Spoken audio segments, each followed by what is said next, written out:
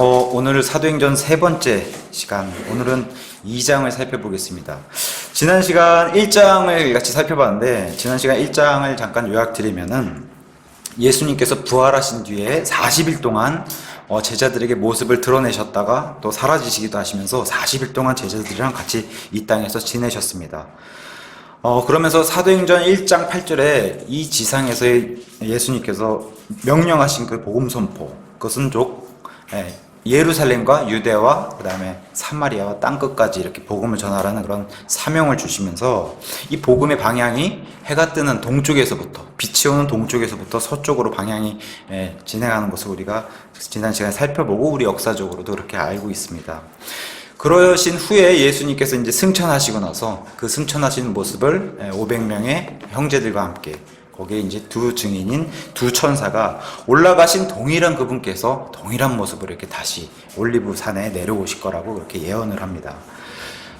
예수님의 명령에 따라 예루살렘의 그런 한 곳에서 모여있던 120명의 다락방에 모인 오늘 이 사도행전 2장에 등장하는 그 사건, 오순절 사건이 그 제자들에게 하나님께서 한 마음과 기도로 너희가 기다려라 했을 때 정말 모두가 120명 모두가 한 마음으로 기도와 간구를 드리면서 기다리는 모습을 성경을 통해 우리에게 알려주고 있고, 어떤 사람들은 여기에 모인 이 120명의 제자들이 통성 기도를 했을 것이다 그렇게 얘기하는데, 성경은 그렇게 무질서한 기도를 얘기한 적이 없습니다. 그래서 돌아가면서 대부분의 그 교회에서는 여자들은 기도할 수 없기 때문에 남자 형제들이, 특히 여기 이제 사도 12사도들이 포함하고 있기 때문에 그 사도들을 중심해서 한 대표 기도, 대표자가 나와서 기도하면 그 대표 기도에 아멘으로 마음으로 화답하면서 다 같이 기도 드리는 그런 모습에, 그러니까 우리가 흔히 얘기하는 침묵 기도 이렇게 드리는 모습. 우리도 이제 인천 사랑침례교회처럼 이제 기도회를 할 텐데, 기도회 이런 방식으로 할 겁니다. 우리도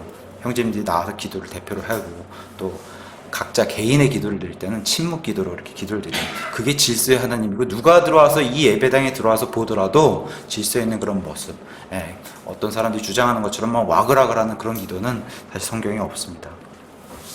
자, 그러면서 이제 사도행전 1장에서는 예수님의 어머니 마리아가 마지막으로 등장하면서 천주교에서 주장하는 마리아의 모습은 이후의 사도행전에 등장하지 않습니다. 그래서 천주교에서 주장하는 그런 마리아의 교리는 사실 성경이 지지하는 교리가 아니기 때문에 우리가 그런 걸 배척하는 겁니다. 또 하나는 이제 여기 120명의 마가의 다락방에 모여있는 이 제자들과 흡사한 모습이 지금 하나님의 임재하는 직전에 이런 한마음이 되는 모습이 구약으로 가서 살펴봤을 때는 하나님의 성전이, 솔로몬이 지은 성전이 지어지고 하나님의 언약궤가 그 성전 안에 지성소에 들어왔을 때 제사장 120명이 한 사람같이 노래를 하고 한 사람같이 악기 연주를 하는 그런 모습을 보이는 그런 동일한 모습을 지난 시간에 같이 이야기를 나눠봤고, 그러한 때에 하나님의 구름이 엄청나게 임재하시는 것을 이제 구약에 보여주고, 지금 신약 성경도 오늘 이 사도행전 2장의 사건으로 같이 살펴보려고 합니다. 또 하나 이제 예수님을 팔아넘긴 제자 가운데 이제 한 명인 가룟 유다에 대해 설명하면서 이 멸망의 아들이 죽음으로 인해 생긴 공백을, 사도를 그 빈자리를 뽑을 필요성을 느껴서 이제 구약식의 제비를 뽑아가지고 하나님이 선택한 새로운 12번째 사도 마띠아를 뽑게 되는데, 그러나 하나님께서 정말 준비하신 12번째 사도는 이스라엘의 12아들의 막내 아들인 베냐민 지파에 따르는 사도 바울이 아니었겠나, 이제 사도행전 이후에 그 얘기도 지난 시간에 같이 살펴보았습니다.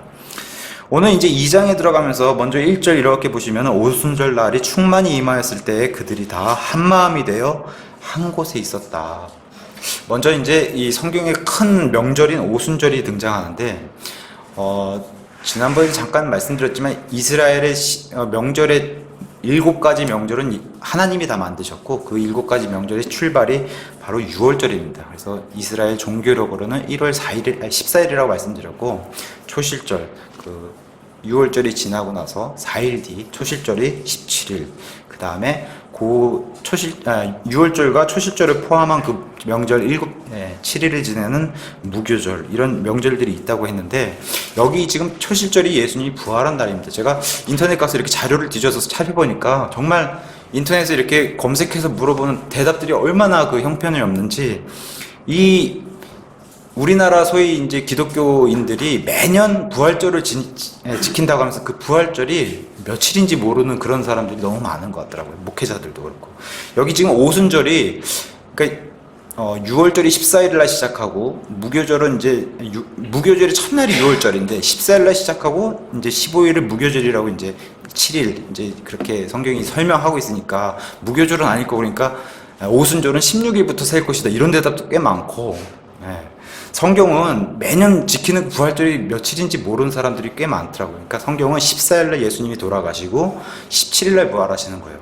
우리 시간으로는 수요일날 저녁 6시에 돌아가시고 일요일날 새벽 6시에 부활하시고, 유대인의 시간으로는 우리나라 수요일 저녁 6시면 유대인은 목요일 0시가 되는 거예요, 시작이. 그래서 목요일 0시에 시작하셔서 역시 마찬가지로 일요일 새벽 6시에 부활하신 3일 반 만에 부활하시는데, 그런 14일날 돌아가시고 17일날, 그러니까 우리 시간으로 13일 저녁 6시, 유대인 시간으로는 14일 0시가 되는 거예요. 똑같은 시간이지만 유대인이랑 우리가 보는 시각이 다르니까. 그렇게 해서 부활절, 이날이 원래는 초실절 날로 명절을 지키라고 했는데, 그거를 예수님이 부활하시면서 부활절 날로 바꾸신 거고, 거기서부터 50일 세가지고 오순절이 되는 겁니다. 뭐 이건 명절이 어려우니까 여기까지만 이제 얘기하는데, 어쨌든 14일날 돌아가시고 17일날, 오순절은 3월 7일, 뭐 이런 식으로 이제 날짜가 되고, 오순절 이후엔 또 하나님이 만드신 나팔절이라는 날짜가 있어요. 7월 1일, 속죄일이라는 날짜, 명절이 있어요. 7월 10일, 장막절, 7월 15일, 이런 날짜들이 다 정해져 있습니다. 하나님이 정해놓으셨기 때문에. 그래서 그런 날짜를 좀 이렇게 정확하게 좀 알고 있으면은, 이해가 좀 쉬울 것 같습니다. 그래서 어쨌든 부활한 날부터 50일을 센 날이 오순절이에요. 그래서 예수님도 이 땅에 40일 있다가 승천하시고 나서 열흘 뒤에 오순절이 온 거예요. 50일 후에, 부활하신 후에 이제 그렇게 됩니다. 재밌는 것은 이 오순절을 지난 과거 개혁성경에서는 맥추절이라는 단어를 썼어요. 맥추절. 한번 우리 출애굽기 23장 16절 한번 가볼까요? 출애굽기 23장 16절에 가보면은, 우리 성경은 이렇게 되어 있습니다. 이스라엘은 이 명절이 중요하기 때문에 항상 이 세 개의 명절을 반드시 지켜라. 그래서 출애굽기 23장 15절에 가서 보시면, 너는 무교절을 지키라. 이 무교절 안에 6월절과 초실절이 있는 겁니다. 15절에 있는. 그 다음에 16절에 내가 밭에 뿌린 바 내 수고의 첫 열매의 수확절을 지키라, 이렇게 되어 있어요. 이 수확절이 과거 성경에는 맥추절로 되어 있습니다. 맥추절을 지켜라, 이렇게 돼 있고, 그 다음에 16절의 뒤에 후반부 보면, 내가 밭에서부터 수고하여 얻은 것을 거두어드릴 때 곧 한 해의 끝에 있는 수장절, 이 수장절이 바로 장막절, 이렇게 세 명절을 지키라고 했는데, 재밌는 것은 이 개혁성경에 여기 맥추절로 돼 있고, 34장 22절 한번 가세요. 출애굽기 34장 22절. 이 오순절에 대해서 성경이 설명을 해주는데, 과연 이게 무슨 열매를 거둬들이는가, 성경이 그냥 설명을 해줍니다. 34장 22절에 가서 보시면, 너는 77절, 오순절은 50이고 77절은 49일인데 이것은 하루 뺀 숫자 49일, 7일이 7번 됐다고 해서 77절이라고도 부르는데, 이 77절은 곧 무슨 수확의 첫 열매라고 합니까? 밀수확의 첫 열매라고 우리 성경은 아예 이렇게 설명이 되어 있습니다. 근데 이것도 개혁성경은 가서 맥추절로 되어 있어요. 맥추절. 맥추절은 한자 뜻 자체가 보리를 가을에 추수하는 걸로 되어 있는데, 사실은 이스라엘은 봄, 그다음에 아주 초여름, 여기에 이 밀수확을 하는 그 계절이 바로 오순절이고, 그 오순절 오기 전에 다 수확을 하는 겁니다. 근데 우리나라는 이 보리 수확이 이때랑 비슷한 것 같아요. 시기가. 보리 수확이. 그래서 우리나라 일정에 맞춰서 성경에 없는 명절을 억지로 끼워 맞추는, 보리를 수확하는, 그리고 보리를, 사실 수확은 거의 대부분 우리나라는 가을에 하기 때문에 그런 의미를 집어넣어서 맥추 이렇게 해놨는데, 사실 그 성경에 없는 그런 명절을 우리는 만들어낸 겁니다. 그래서 이건 오역이고 성경을 잘못 번역한 그런 걸로. 그래서 맥추절 같은 것은 성경이 없고, 밀을 수확하는 걸 아예 성경이 이렇게 해석을 해주고 있는데, 이거를 다 맥추절로 바꿔버렸어요. 물론 이런 명절 말고 사람이 만들어낸 명절이 더 많아요. 추수감사절, 그죠? 사실 이스라엘에는 가을에 수확하는 게 없는데, 추수감사절에서 우리나라 농사에 맞춰서, 그게 또 미국의 그런 추수하는 그런 거에 맞춰서 사람들이 만들어낸 이런 명절도 있고, 또 성경에 없는 성탄절, 이건 천주교가 만들어낸. 그다음에 이게 성탄절과 동일한 날이 있어요. 유대인들은 하누카라고 하는 명절을 지내는데, 물론 여기 성경에 없는 그런 명절입니다. 인간이 만들어낸 명절인데, 예전에 그리스에게 침략을 당했을 때 그리스로부터 성전을 되찾아왔을 때 그 날을 기념으로 해서 빛의 축제라고 하는 하누카 명절을 지금까지 지내고 있습니다. 이런 명절, 사람이 만들어낸 명절이 있고, 또 예수님이 부활절날 부활하셨는데 그날이 일요일이기 때문에 우리가 매주 일요일날 주의 첫날로 해서 일주일을 시작하는 날 첫날로 해서 예배를 드리는데, 이건 매주 우리가 사실 부활절을 기념하는 거예요. 근데 또 세상에 있는 교회들은 1년에 이 부활한 진짜 날을 기념해서 부활절이라는 것도 만들어 놓고 이렇게 지내고 있습니다. 어쨌든 맥주절이라는 것은 성경에 그렇게 지지해 주지 않는 그런 걸로 나와 있는데, 어쨌든 이걸 우리나라식으로 많이 바꿔버린 것 같아요. NIV도 안 돼 있는데 개혁성경만 그렇게 돼 있더라고요. 자, 그 다음에 이제 이 오순절 날이 특별한 이유가 뭐냐면, 구약에는 광야에서 이집트에서 탈출했던 민족이 이제 형성해서 이스라엘의 시내산에 도착했을 때 바로 이 오순절 날 성령 하나님이 이 시내산에 내려왔던 날이 바로 이 오순절입니다. 그러니까 하나님은 역사를, 이 명절을 만들어 놓으신 이 날들의 하나님이 큰 일들의 역사를 보여주신 것을 성경이 계속 보여주고 있는데, 이렇게 큰 사건들은 아무 날 안 오신다는 거에서 구약에도 시내산에 내려왔던 날이 오순절날, 신약에도 지금 성령님이 내려와서 임재하신 날이 오순절날, 그래서 신약교회 출발한 날, 이렇게 이제 시작을 보여주고 있습니다. 그래서 6월절, 초실절, 이걸 포함하고 있는 무교절, 그 다음에 여기 오순절까지 구약에는 이 지금 신약 성경 오늘 사도행전 2장을 통해서 본 7개 명절 가운데 4개를 성취하신 거예요. 말씀으로. 나머지 3개의 명절도 중요해요. 다가오는 명절. 물론 이스라엘은 매년 지키고 있습니다, 이 명절이. 근데 그 명절에 나타내고 있는 의미, 그러니까 앞으로 다가오는 명절, 이제 성취에 대한 명절이 바로 나팔절. 나팔절 하면 생각나는 게 벌써 휴거입니다, 휴거. 하나님의 나팔 소리를 듣는 그 나팔절. 그걸 의미하고 있고, 그 다음에 이스라엘이 애곡하고 자기 자신을 슬프게 하는 날이 있어요. 금식하면서. 그게 속죄일. 그게 바로 환란, 7년 대환란을 뜻하는 그런 의미를 내포하고 있고, 그 다음에 이제 휴거도 지나가고 성취되고, 속죄절, 대환란도 지나가요. 그럼 뭐가 와요? 장막절. 그래서 천년왕국의 장막절을 내포하고 있는 이 나머지 3개 명절이 지금 남아있는 겁니다. 그래서 지금 오늘 사도행전 2장에서 읽은 오순절 날부터 출발해서 2000년이 되는데, 우리가 뭘 기다리는 거냐면 나팔절을 기다리는 거예요. 앞으로 그날 휴거가 되는 그런 나팔의 명절, 이날도 하나님이 만들어 놓으셨기 때문에 그런 명절을 통해서 하나님이 역사하신다고 하는 사실, 그런 걸 좀 기억하면 좋을 것 같습니다. 자, 오순절 날에 충만히 임했다는, 문자 그대로 이스라엘은 저녁 6시에 하루가 시작하기 때문에 저녁 6시 이후에 잠을 자지 않습니까? 그러면서 벌써 12시가 지나 아침에 깼을 때 이미 오순절날이 충만히 지나가고 있는 겁니다.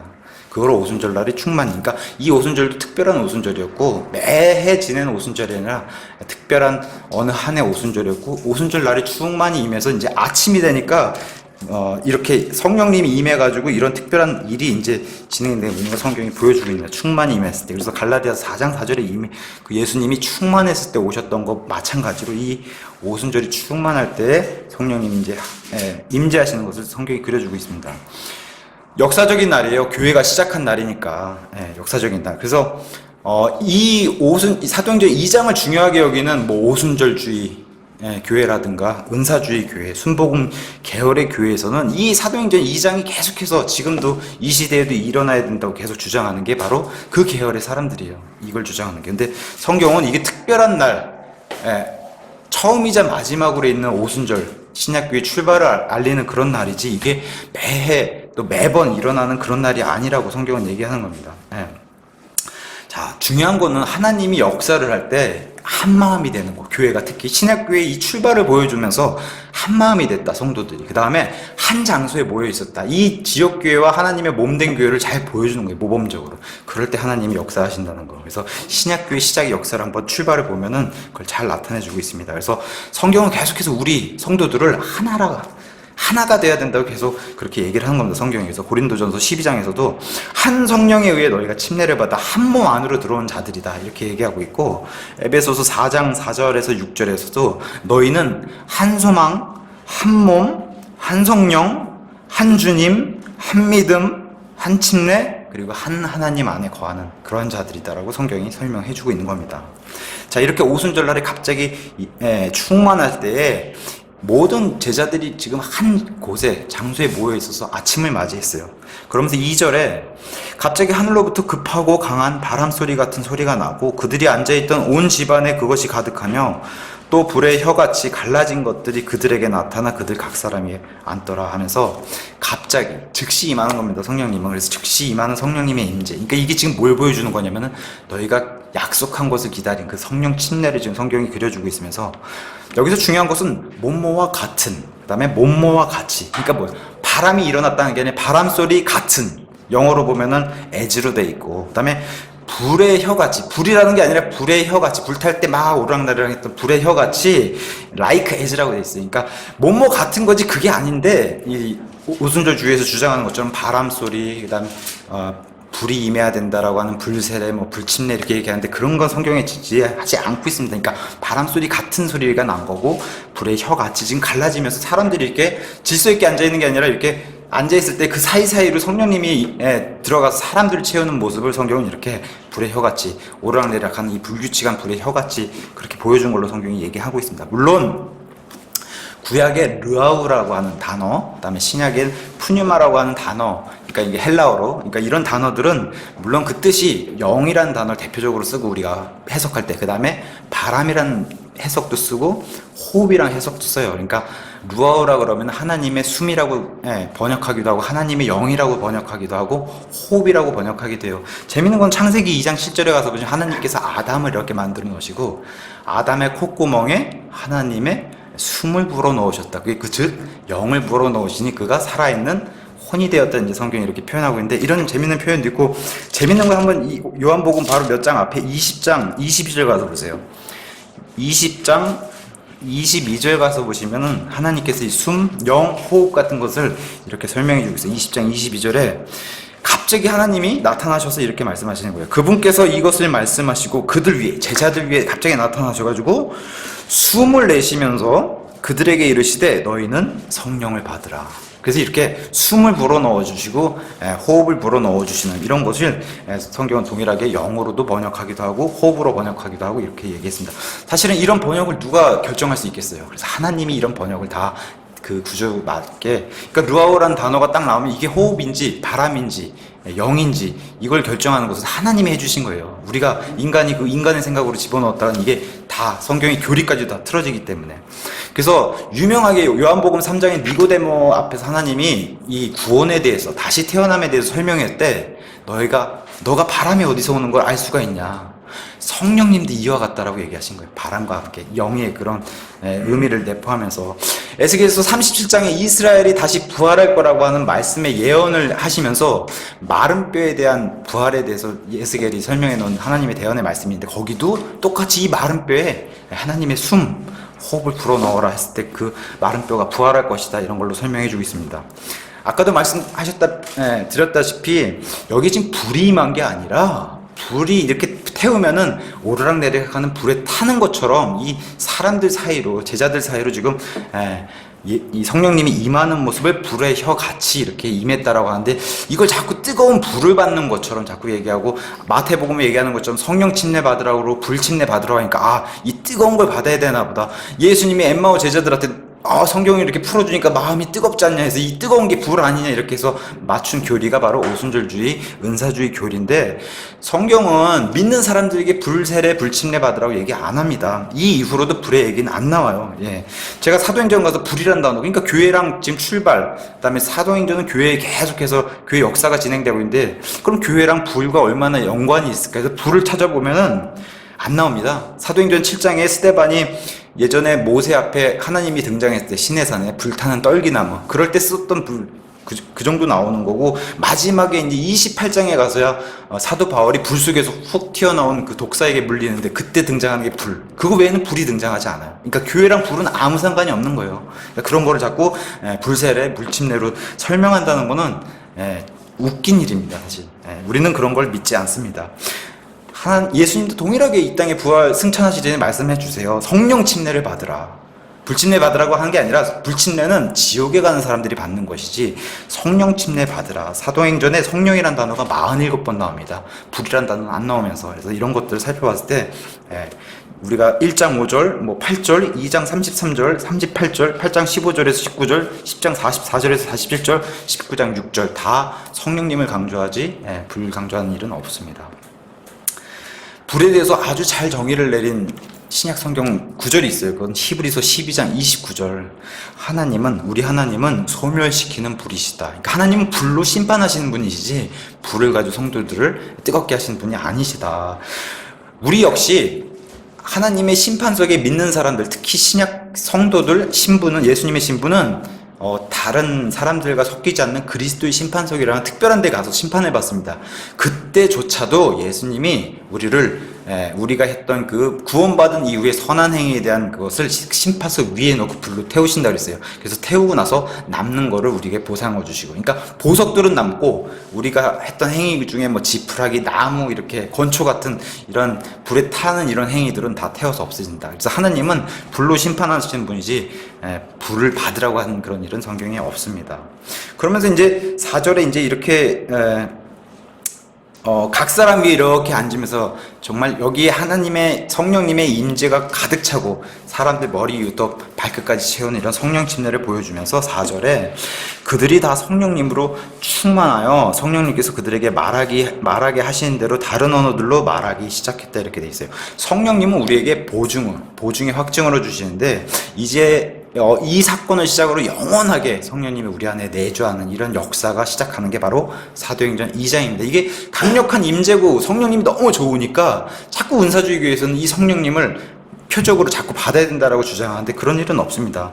고린도서 1장 22절에 가면 성령님은 우리를 성령님으로 봉인해 놨다, 꽉 묶어 놨다. 이건 아무도 못 푸는 겁니다. 마귀도 못 풀고 하나님도 절대로 우리 버리지 않으신다고 얘기했어요. 에베소서 1장 13절 또 4장 30절 가서 살펴보시면 성령님으로 우리는 봉인된 그런 자들이다. 이렇게 이제 성경이 설명하고 있습니다. 구약에도 마찬가지고 신약인 지금 성령님으로 침례를 받고 성령님으로 충만했을 때 지금 터지는 게 하나님의 대언이에요. 그럼 구약에도 이런 비슷한 구약에는 하나님이 이 안에 내주는 안 하시지만 하나님이 사람을 움직이시고 하나님의 역사를 임하실 때 하나님의 영이 임하면 사람들이 대언했어요. 구약시대에도. 그래서 우리가 이스라엘의 초대왕 사울왕을 가서 살펴보면 사울왕이 굉장히 겸손한 사람으로 사무엘이 사울왕을 준비시키고 기름을 부었을 때 사울왕이 대언자들 사이에서 하나님의 영이 임하니까 사울도 막 대언하기 시작했으니까 재밌는 것은 사무엘상 10장에 가서 보시면 사무엘을 아는 사람이 이 왕으로 기름 부음 받고 또 사무엘을 평소에 알던 그 지인들이 사무엘이 하나님의 영임에서 대언하니까 이스라엘에 유명한 속담이 생겼다. 그래서 이런 속담이 생겼다고 이렇게 얘기하는 겁니다. 사울도 대언자들 가운데 있느냐, 어떻게 사울이 대언할 수 있느냐 하는 이런 속담이 이스라엘 전역으로 퍼졌다 이렇게 성경이 기록해주고 있습니다. 성령님으로 충만한 사람들이 바로 이 다락방에 있었던 사도부터 시작해서 성령님으로 충만한 걸로 성경이 기록해주고 있는데 바로 이와 사도행전 2장처럼 사도행전 4장에 가서 보면 안증병을 일으키고 난 이후에 베드로는 사도행전 4장 8절 31절 가서 보면 성령님을 충만했다.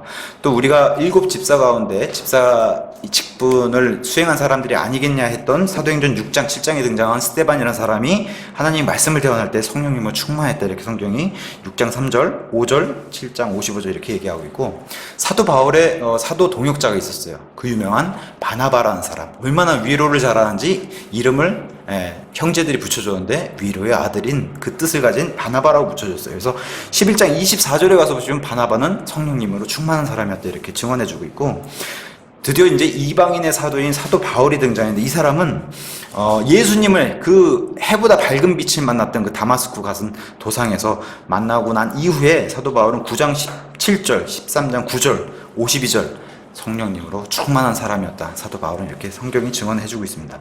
자, 성령님으로 충만해 다 채워줬어요. 성령 침례 받고 머리끝부터 발끝까지 우리가 성령님 안으로 푹 들어가거나 아니면 성령님이 우리 안을 다 채워주거나 이런 침례를 받았을 때 성령님으로 충만했을 때 구약에서 하나님의 말씀을 대언했던 것처럼 지금 사도들과 이 마가의 다락방 모인 제자들도 다른 언어가 터지고 하나님의 말씀을 대언하기 시작했다. 그거를 이제 알려주기 시작하는 겁니다. 4절에. 그래서 이러한 하나님의 지혜는 사실 세상 사람들이 이해 못한다고 얘기해요. 그래서 고린도전서 1장 19절 21절에 가서 보시면 세상에 지혜 있는 사람들이 아니 어떻게 저런 일이 있을 수 있어? 어떻게 저런 일이 생길 수 있을까? 근데 하나님은 하실 수 있다는 겁니다. 하나님이 함께 해주시고 역사하시고 개입해 주시면은 이런 것은 불가능한 일이 아니다. 재밌는 것은 출애굽기 4장에 가서 보시면은 모세가 하나님 앞에서 저는 못합니다. 어떻게 하나님의 말씀을 제가 대언합니까? 했던 그런 기사가 이제 출애굽기 4장 11절과 12절에 있습니다. 제가 읽어드리겠습니다.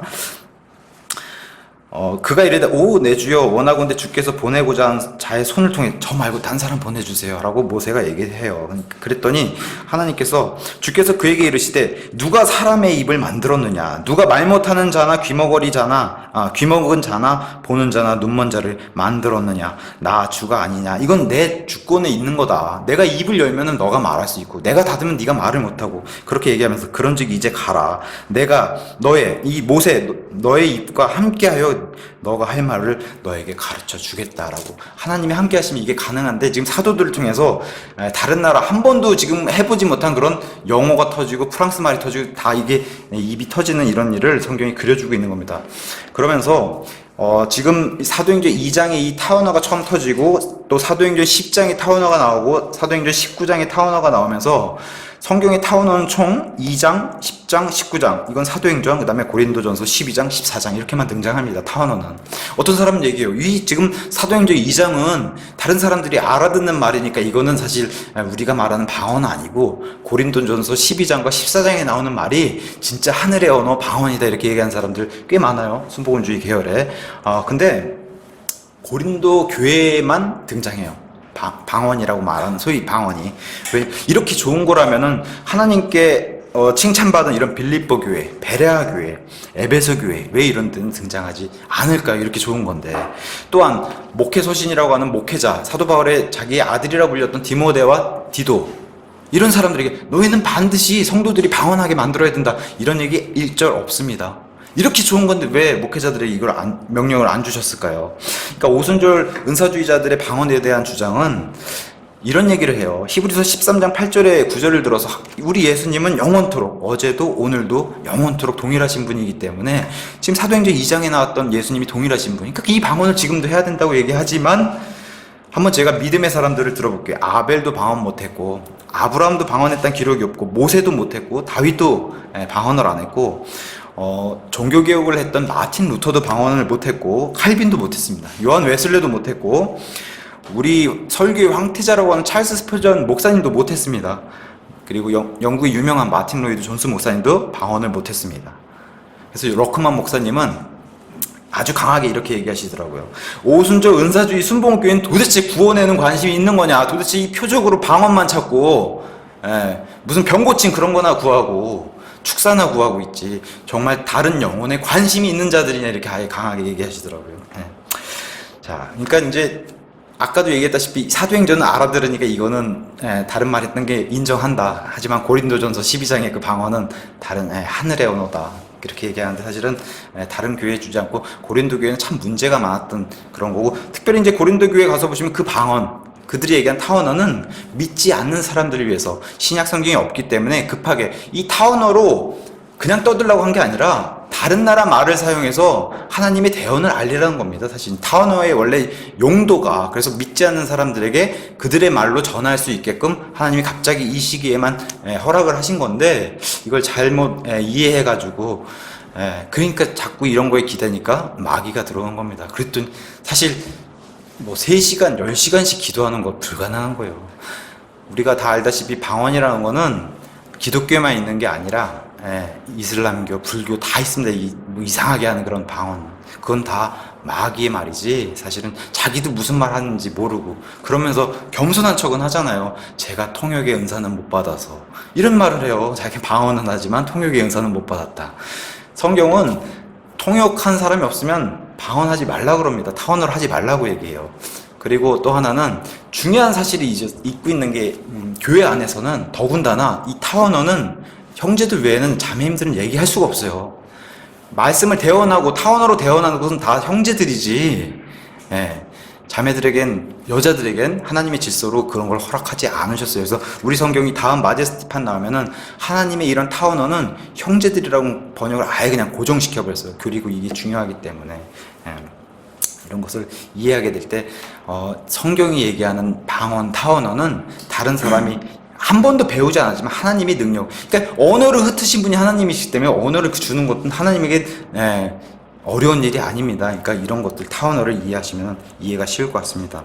그러면서 이제 5절에서 8절에 독실한 자들 곧 유대인들이 하늘 아래 모든 민족으로부터 나와 예루살렘에 거하고 있었는데 이제 이 일이 널리 퍼짐에 그 무리가 함께 와서 그들이 자기 자신의 말로, 그죠? 여기 자기 자신의 말로 말하는 것을 각 사람이 들음으로 당황해 하더라.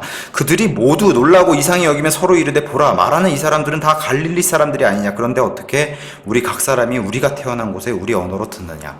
이스라엘과 유대인들은 과거에 아시리아와 바빌론의 포로에 있어서 지금 유럽이나 전 그 세계로 퍼져나가서 지금 이민 생활을 하고 있던 사람들이 그 땅에서 태어났지만 유대인이기 때문에 지금 명절을 지내러 예루살렘에 왔는데, 여기 지금 하나님께서 허락하신 타언어가 어느 정도 섬세하냐면 그 지역에 있는 사투리까지도 다 할 수 있는 능력을 부여해 주시는 거예요. 우리나라도 땅덩이가 이렇게 좁은데 얼마나 사투리가 많습니까? 저는 구분을 못하지만 진주에 계신 분은 부산과 대구 사투리도 구분할 수 있지 않습니까? 딱 들으면 이게 부산 사투리인지 대구 사투리인지 그런 것까지 허락하시는 거예요, 하나님은. 나중에 이제 사도행전 가면 사도 바울이 그 지역의 사투리까지 구사하면서 이 사람들이 대화를 하는 것을 볼 수 있는데 배워본 적 없어요. 저도 사투리 배워서 하라고 해도 힘든데 그런 거 못하는데 지금 하나님이 입을 열어주시면 이런 게 가능하다는 겁니다. 전혀 배우지 않은 중국 같은 데도 얼마나 사투리가 심해요. 서로 대화도 안 될 정도로, 같은 나라인데도.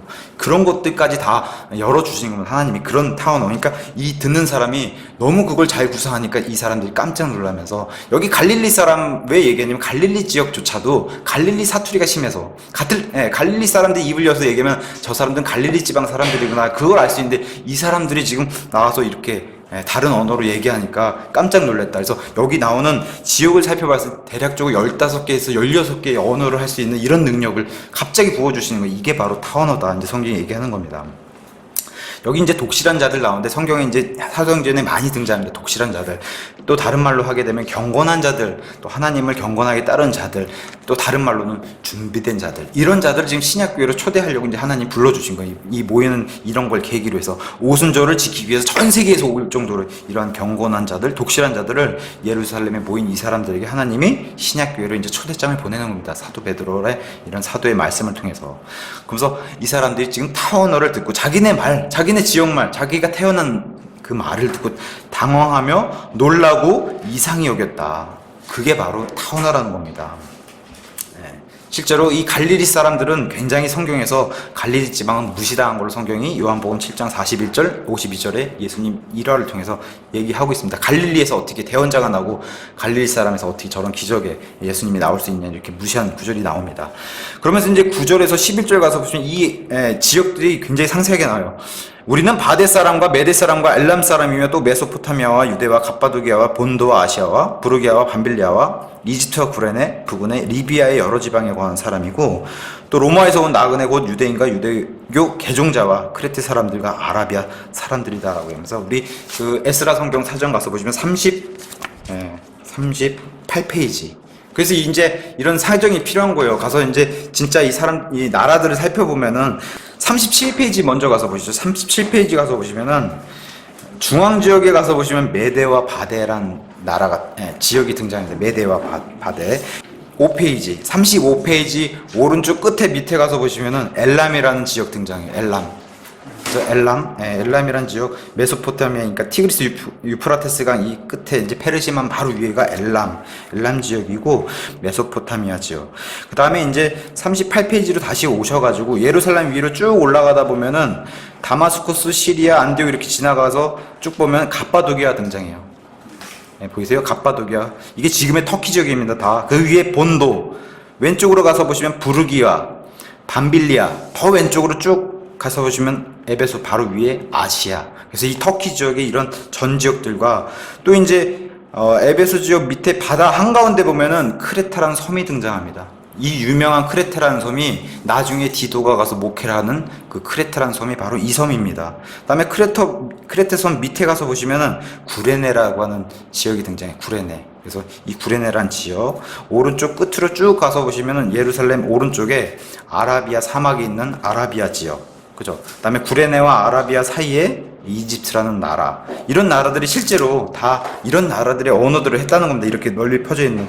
그리고 크레타라는 섬 위에 좌측에 가서 보면 이 유명한 장화 모양의 이탈리아, 지금의 이탈리아 로마라는 도시, 이런데 이제 이 전 지역에 퍼져 있는 유대인이 살고 있는 이런 지역에 언어를 했다, 이렇게 이제 성경이 우리에게 알려주고 있는 겁니다. 재밌는 건 앞에 지금 뭐 바데, 메데, 그 엘람, 뭐 본도, 메소포타미아, 갑바도기아, 이게 다 셈 원조, 셈의 이제 언어의 계열을 쓰는 이제 셈, 우리 노아의 세 아들 셈, 함, 야벳 아시죠? 그 셈 언어의 계열들을 쓰는 이 언어들이고, 또한 이제 로마, 그다음에 크레테, 이런데 언어들이 바로 야벳의 후손들, 야벳의 언어를 쓰는 야벳의 후손들. 그다음에 구레네, 이집트, 이런 북아프리카의 함의 후손들이 쓰니까 예수님의 이 복음은 셈, 함, 야벳, 노아의 세 아들, 이 세 명의 세 형제 이후로 모든 인류가 다 들어가는 겁니다. 그러니까 어떤 뭐 저주를 받은 함의 후손이든지, 아니면 뭐 복을 받은 셈의 후손이든지, 뭐 야벳, 이런 구분 없이 모든 사람에게 지금 지역으로 알려주면서 복음을 다 공평하게 이렇게 알려주는 그런 것을 성경이 이제 그려주고 있습니다. 중요한 것은 여기 보면 로마에서 온 나그네와 유대인, 그 다음에 유대교 개종자가 이제 등장하는데, 심지어는 이 사도 베드로의 이 말씀 선포를 듣고 다시 로마로 돌아간 이 사람들은 구원받아서 로마의 교회를 형성하게 돼요. 그래서 사도 바울도 아직 방문하지 않은 로마에 이미 로마 교회로 지역교회가 형성돼 있고, 그래서 그 교회가 워낙 유명해지니까 나중에 그 소문을 듣고 사도 바울이 로마서를 편지로 먼저 보내고, 나중에 이제 가이사르의 그 재판을 받기 위해서 로마로 방문했을 때 이 형제들을 만난 걸로 사도행전에 등장해주고 있습니다. 11절에 가서 보시면은 우리의 언어로 하나님의 놀라운 일들, 이 말씀 선포를 우리가 들었다. 그래서 우리가 이런 걸 듣는다 이제 얘기합니다. 그래서 이런 타언어는 고린도전서 14장 22절에 가서 타언어는 분명히 믿지 않는 사람들에게 표적으로 보여준 하나님의 선물이다라고 얘기해요. 타언어 역시 대언입니다. 대언. 타언어를 받아서 다른 나라 말로 하나님 말씀을 전하는 거예요. 그래서 이것은 아직 구원받지 못한 이방인들 향해서 그 나라 사람들의 말을 사용해서 얘기하는 그런 표적의 선물이고, 그 다음에 좀 구별을 했어요. 타언어는 믿지 않은 사람들의 표적, 그 다음에 대언은 교회 안에서 말씀 선포하는 것은 구원받은 사람들을 향해서 말씀 선포하는 이런 대언은 믿는 자들을 위한 표적, 이렇게 이제 성경이 나눠서 설명해주고 있습니다. 근데 13절에 조롱을 하죠. 항상 하나님의 말씀을 전하는 사람 안에는 항상 조롱하는 사람이 등장하는데, 여기 13절에 가서 보시면은 다른 이들은 조롱하여 이르되, 어떤 사람들은 놀라하고 기적을, 이 사람들은 조롱하여 이르되 이 사람들이 새 포도즙으로 충만하다, 이런 얘기를 해요. 그러니까 이제 예전 성경에는 이게 이제 새 술로 돼 있고 새 포도주로 돼 있고 이랬어요. 그러니까 이제 우리가 성경을 있는 그대로 놓고서 해석을 해야지, 왜 우리 킹제임스 성경이 우뚝, 그러니까 이 킹제임스를 그러니까 흥정이어 번역하고 왜 이걸 고집스럽게 새 포도즙으로 계속 놔두는지를 지금 설명해 드릴게요. 자, 이걸 새 술이나 새 포도주로 설명하게 되면 우리가 일상적인 상식적인 생각에, 그래, 우리가 아직 마셔보지 못한 새 술, 그치? 저건 마셔보지 못한 술, 이렇게 상식적으로 생각하는 겁니다. 새 포도주라고 하는 그 해석을 계속 지금까지 그렇게 해왔는데, 이 뉴 와인이라고 하는 것을 성경은 계속해서 포도를 그냥 그 자리에서 짜가지고 잔에다 받으면 술이 아니라 포도 주스가 나오게 되는 게 당연한 겁니다. 그래서 창세기에서 가서 보시면 요셉이 감옥에 갇혀있을 때 왕의 빵을 나르던 자, 그 다음에 잔을 나르던 자, 이 사람들의 자기 꿈을 해석해달라고 이제 감옥에서 만난 그 사람들, 거기에 보면은 잔을 나르는 자가 내가 왕의 포도를 짜서 잔에다가 담아서 왕에게 대접하는 이런 꿈이 도대체 뭐냐고 해석을 해달라는데, 그게 포도즙의 정의예요. 또 이사야서 65장 8절에 가서 보시면 포도송이에서 나오는 새 포도즙, 이건 술이 아니죠. 포도즙을 짜면은 술이 나오는 게 아니라 포도 주스가 나오는 건데, 그게 포도즙의 뉴 와인이라는 용례를 계속 성경이 설명해 주는 거예요. 우리가 더 유명한 말, 마태복음 9장 17절, 마가복음 2장 22절, 누가복음 5장 37절과 38절에 가서 보시면은 우리 성경에는 새 포도즙을 새 부대에 넣어야 된다고 얘기해요. 예전 성경에는 새 술은 새 부대에 넣어야 한다고 돼 있는데, 하나님이 말씀하시는 것은 포도를 짜가지고 부대에 넣으면은 이게 신선한 거예요. 순수한 거예요. 근데 이게 시간이 지나면 부패가 되기 때문에 부대가 늘어나는 술이 되는 거예요. 부패가 되면 술이 되는 거예요. 그걸 포도주라고 얘기하는 거지, 이 신선한 과일 열매를 짜면은 주스가 나오는 거지 술이 나오는, 그러니까 이것을 새술이라고 번역하면 그게 오역이라는 거예요. 포도를 짜는데 어떻게 술이 돼요? 새 포도즙이 돼야 되는 거지. 그 말로 여기 지금 사도행전 2장을 설명해 볼 것 같으면 지금 이 사람들이 조롱하는 거 술 먹고 취했다고 하는 게 아니라 진짜 조롱을 한 거예요. 뭘 조롱했냐? 저 사람들 주스 먹고 취했다 이렇게 조롱한다는 겁니다. 지금 그 얘기예요. 새 포도즙으로 충만해서 취했구나. 이거는 진짜 조롱하는 거예요. 어떻게 사람이 주스 먹고 취할 수가 있어요. 그러니까 우리가 상식적으로는 그래 술 먹고 취하는 거 조롱받는, 술 먹고 취하는 건 조롱받는 게 아니에요. 그건 당연한 거지. 그래서 우리 성경은 고집스럽게도 이걸 안 바꾸고 있는 거예요. 성경이 뉴 와인이라고 하는 용례를 계속해서 이 신선하고 순수한 포도즙을 계속 설명하고 있기 때문에 그 순수한 걸 먹었는데 지금 취했다고 놀리는 거예요. 지금 포도 주스를 마시고 취할 수가 없는데 그걸 취했다고 놀리고 있는 거예요. 그런 상황으로 성경 순수하게 성경에 있는 그대로 봐야지. 이거를 그래 술 먹고 취하고 새술, 우리가 보지 못한 그냥 뉴 와인, 그죠? 말 그대로 그걸 상식적으로 우리가 갖다 와서 우리식으로 성경을 보면 안 된다는 거예요. 성경에 있는 그대로 우리가 순수한 포도즙을 먹고 취했다라고 조롱함 받는 걸로 이렇게 우리는, 그래서 고집스럽게 이건 안 바꿔요. 바꾸고. 그래서 킥바이블에 가서 찾아보시면 이 그대로 목사님들이 이렇게 설명해 놨습니다. 자, 포도 주스를 먹고 취했다고 하니까 얼마나 조롱이에요. 그랬더니 14절에 그러나 베드로가 11사도 이제 뽑았잖아요. 마띠아까지 뽑았기 때문에 베드로 포함해 베드로와 그다음에 나머지 11사도 해가 12명이 된 겁니다. 그래서 11사도 함께 서서 소리를 높여 그들에게 이르되 유대 사람들과 예루살렘에 거하는 모든 사람들아 이것을 너희에게 알려주리니 너희는 내 말에 귀를 기울이라. 지금은 겨우 낮에 3시다. 아침 9시라는 겁니다. 유대 시간으로 아침 9시. 그러니까 아침 9시부터 이 이전에 6시 어느 한 중간에 지금 오순절 날이 충만히 임한 아침이 됐을 때 성령님이 임하고 이 일이 지금 급속도로 다른 말하는 타원어가 퍼지고 이 사람들이 나와서 지금 다른 말로 타원어로 하기 때문에 이 소문이 금세 퍼진 겁니다. 예루살렘 오순절 날. 근데 지금은 겨우 아침 9시라는 겁니다. 너희가 짐작하는 것처럼 우리는 포도즙을 먹고 술 취하고 그렇게 조롱하지 말라는 겁니다. 얘기하는 문맥상 얘기하는 게 너희가 조롱하는 것처럼 이 조롱한 사람이 누구겠어요? 예수님 당시에도 믿지 않는 바리새인들, 종교 지도자, 사두개인들 이런 사람들이 여전히 여기 섞여서 조롱하고 있는 겁니다. 하나님 말씀을 대적하고 방해하고 이 사람들이 너희들이 얘기하는 것처럼 우리는 주스 먹고 포도즙 먹고 술 취하지 않았다. 그러니까 그런 식으로 조롱하지 말아라. 하나님 말씀 지금 이렇게 얘기하는 겁니다. 문맥상. 그러면서 강력하게 하나님 말씀을 경고를 해요.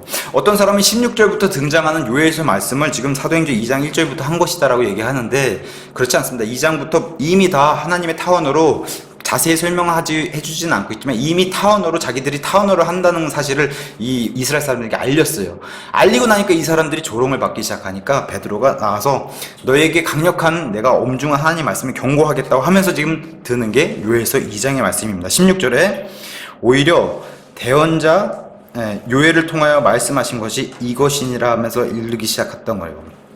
자, 여기 지금 아침 6시부터 9시 그 어느 사이에 성령 침례 받았어요. 아침 9시예요. 유대인 시간은 0시부터 시작한다 그랬어요. 6시.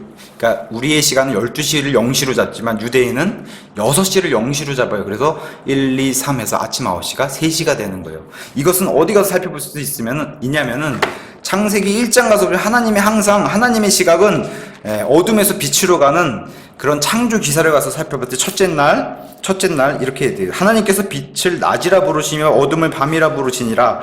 그 저녁이 시작이고 그 저녁과 아침 이런 방향으로 하는 거야. 그 저녁과 아침이 첫째 날이더라. 그냥 하나님의 시각은 저녁 6시가 시작이에요. 출발이.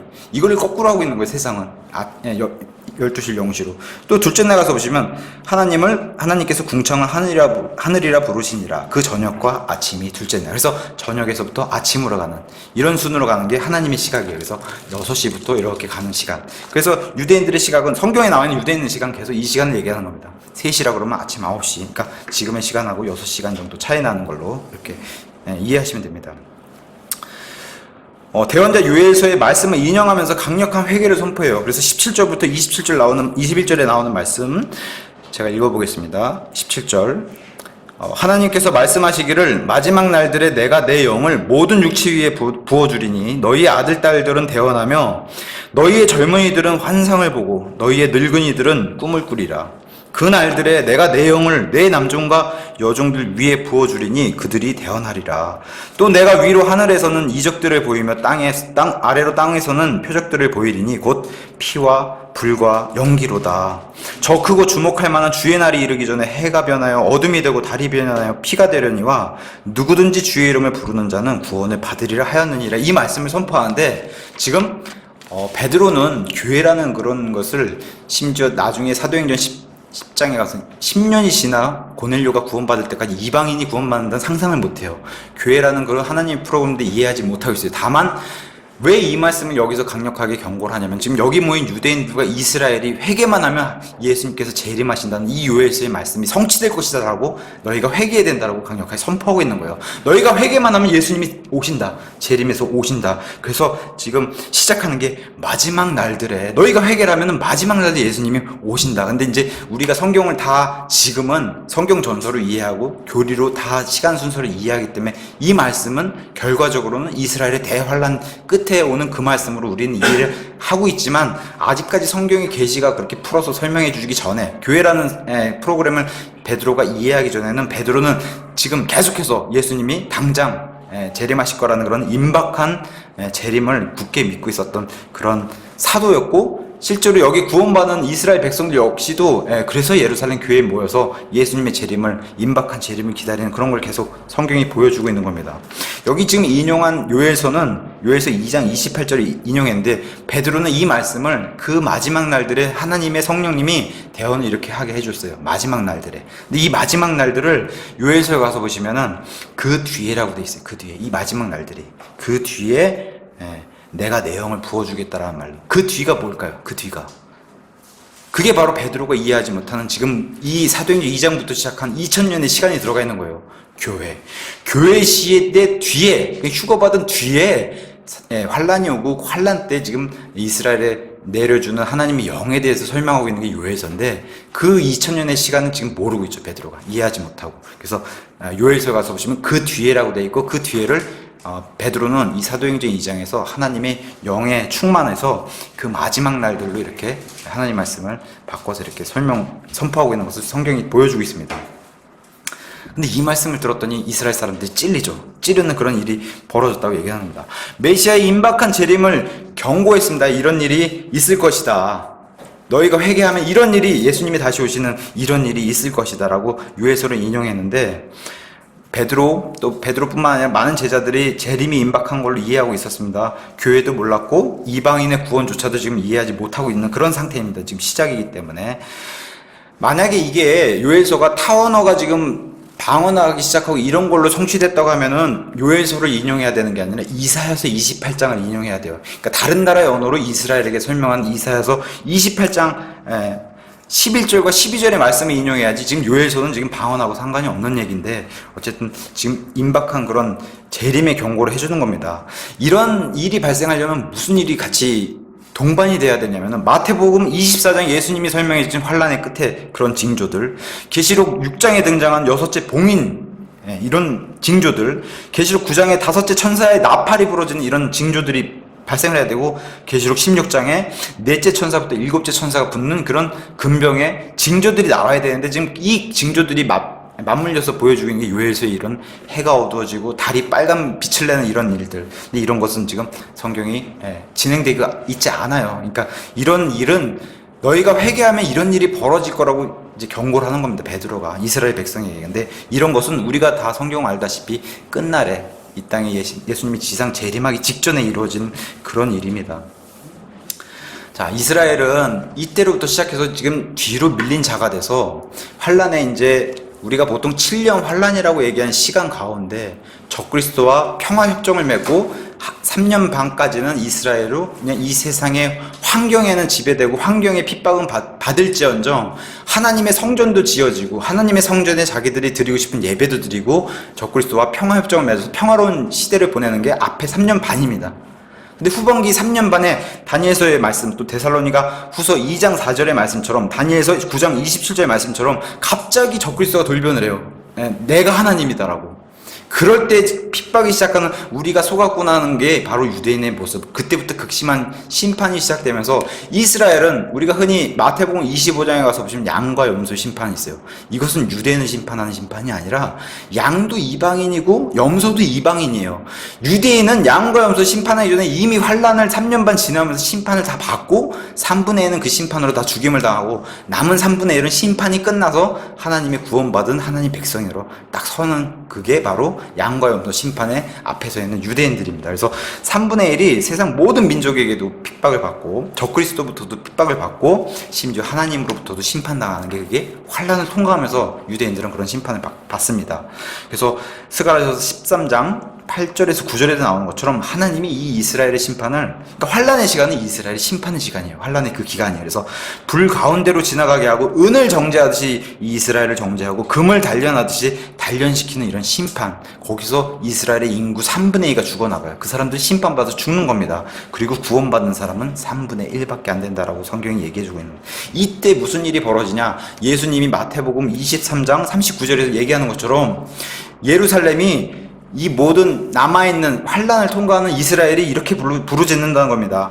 호산나 다윗의 이름으로 오시는 이여 라고 이제 이스라엘이 부르짖는데, 그 호산나의 뜻이 우리를 구원해 주시옵소서라는 뜻이에요. 호산나라는 뜻이 우리를 구원해 주시옵소서 이렇게 부르는 자는, 그래서 여기 보면 21절에 이렇게 이스라엘이 부르짖을 때에 누구든지, 이 주가 여호와 아닙니까? 구약에 여호와의 이름을 부르는 자는 구원을 받으리라. 왜냐? 이 후반기 3년 반에 들어왔던 이스라엘 사람들이 뭘 깨달았냐면은 그 여호와가 예수님이라는 걸 깨닫고 예수님의 이름을 부르기 시작했다. 그게 계시록에 등장하는 겁니다. 그래서 예수님의 이름, 그 예수님이 여호와라구나 자기네들 인정하고 이 이름을 부르짖는 자는 누구든지 구원을 받는데, 그 구원받는 자들의 상세한 숫자가 이스라엘의 3분의 1이다. 이렇게 이제 성경이 설명해주고 있는 겁니다. 누구든지 구원을 받는다. 이 말 맞아요. 이 말은 요엘서의 환란의 말이지만 이 말을 인용해서 지금 신약교회 출발부터도 이 말을 인용해서 쓰는 거예요. 지금 시대에는 누구든지 주님을 자신의 구원자로 받았다면 누구든지 구원받는 겁니다. 베드로도 그렇게 이해했습니다. 지금 너희가 여호와의 이름을 부르짖어라. 그 여호와가 예수님이라는 사실을 인정해라. 받아들이면 너희가 다 구원을 받는다라고 지금 베드로도 인용하고 있고, 나중에 이 구절을 동일하게 사도 바울도 이방인들을 사역하면서 로마서 10장 9절에서 10절 또 13절에 가서 보시면 이방인들에게조차도 누구든지, 지금 이 은혜의 시대에는 누구든지 주님의 이름을 부르는 자는 구원을 받으리라. 마음으로 믿고 입으로 신해서 누구든지 믿으면 구원을 받는다고 로마서의 사도 바울도 이 구절을 인용합니다.